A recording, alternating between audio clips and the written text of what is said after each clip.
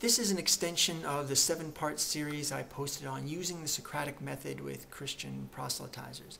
Now, one of the disadvantages of the approach that I outlined is that it involves a somewhat lengthy discussion on comparative mythology, because you need to talk about foreign faiths in order to talk about what their telltale signs of human origins are, and then examine the Judeo-Christian Bible by that same light. But that kind of conversation is not always practical. Like if you're talking with a proselytizer on the street, that's just often not conducive to having that kind of extended discussion. So this video will offer a way to use the Socratic method in a way that requires only 2 questions. And this 2-question version comes in part thanks to the feedback that I received from 2 YouTubers. One goes by the name of templarart, and the other is ReligionIsACrutch. So I just want to credit them for that and thank them. All right, question 1 that I would ask to the proselytizer. Is it your position that out of the thousands of religions there have been throughout history, all but one were wrong? And proselytizers, by their very nature, will tend to respond with a yes, that's right. And they'll often supplement that reply with a quote from Jesus in John chapter 14, verse 6.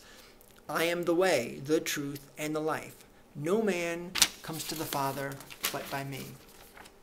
All right, now before I get to question 2, I point out that looking at these thousands of religions that there have been throughout history, pretty much all of them can each claim to have all the following proofs of their religion's divine origins. They can all point to the first cause argument, and the design argument, and the argument from ethics. And they'll offer these as proof not only that God exists, but that their specific version of God exists. They can each claim to know that their religion represents God's truth because of their own spiritual and life-changing experiences. And multiple religions can claim that their holy book contains accounts of miracles, and what followers will say are accurate prophecies. Multiple religions can point out that their religion has thousands or millions of followers. They can say that they know their religion is right because their faith tells them so, or because they feel it deeply in their hearts. And finally, they can say they know their religion is right because their religion tells them every other religion except theirs is wrong. And many of those religions will follow up with warnings of dire consequences of what happens when you don't follow this one correct religion. So then I'll ask the proselytizers if they would find arguments like these convincing proofs for, say, a religion like Hinduism or Islam. And invariably, they'll say no. They'll recognize the unconvincing nature of all those arguments as long as they're applied to religions other than their own. So that's when I get to the second question, which is, why do you think that your religion is right?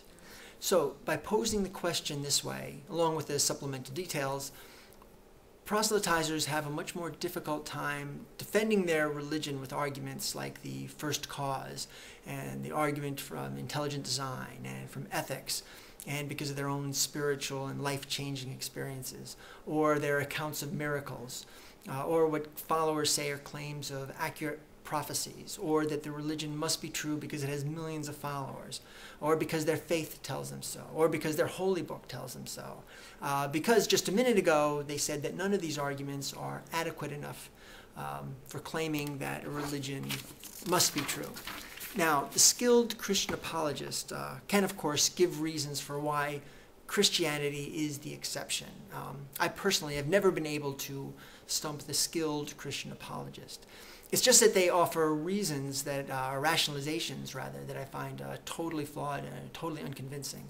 But I talk about that more fully in parts 6 and 7 on my series on using the Socratic Method with Christian Proselytizers. For anyone who hasn't seen that, I'll post a link there in the description box. All right, that's it. Thanks for watching.